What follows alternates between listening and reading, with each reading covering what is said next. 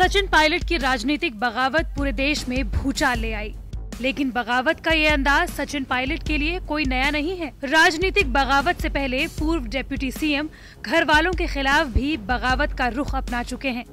घर वालों से बगावत की वजह बना उनका प्यार जिसमें उन्होंने साथ जीने मरने की कस्में खाई। लेकिन जब परिवार ने ऐतराज जताया तो पायलट बन गए बागी और वही किया जो उनके दिल ने कहा।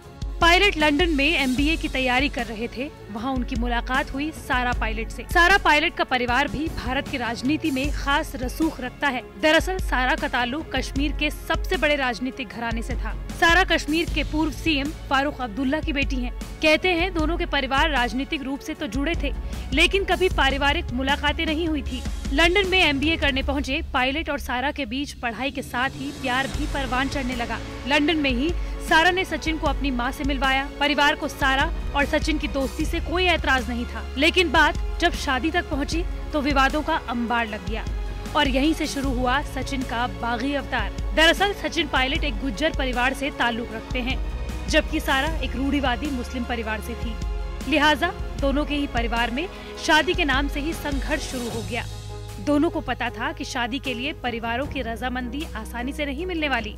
सचिन पायलट ने तो जैसे तैसे करके हिम्मत जुटाकर आखिरकार अपनी मां को सारा के बारे में सब कुछ बता दिया, लेकिन हुआ वही जिसकी उम्मीद थी।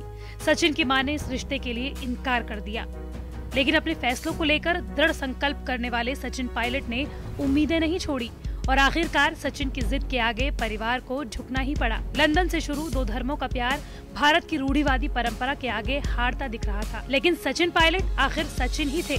वही हुआ जो कहते हैं सच्चे प्यार करने वालों को करना पड़ता है। सारा और सचिन ने दूसरा विकल्प ही चुना। जनवरी 2004 में दोनों ने एक साधारण से समारोह में शादी के बंधन में बंधने का फैसला किया। एक दूसरे के साथ जीने मरने की कस्में खाई। एक इंटरव्यू में सारा ने शादी में परिवार को मिस करने के सवाल पर जवाब देते हुए कहा था, फैमिली बहुत इम्पोर्टेंट रोल प्ले करती है, पर हमको पता था कि हमको शादी करनी है तो हमने की।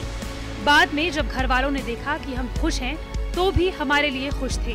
किसी भी पिता और भाई के लिए तो ये जरूरी होता है कि उनकी बेटी और बहन खुश रहे, तो इसमें ज्यादा वक्त नहीं लगा। वही सचिन ने कहा, मैं किस्मत में विश्वास करता हूँ, जो होना होता है वही होता है। मेरी और सारा की शादी होनी थी और हो गई।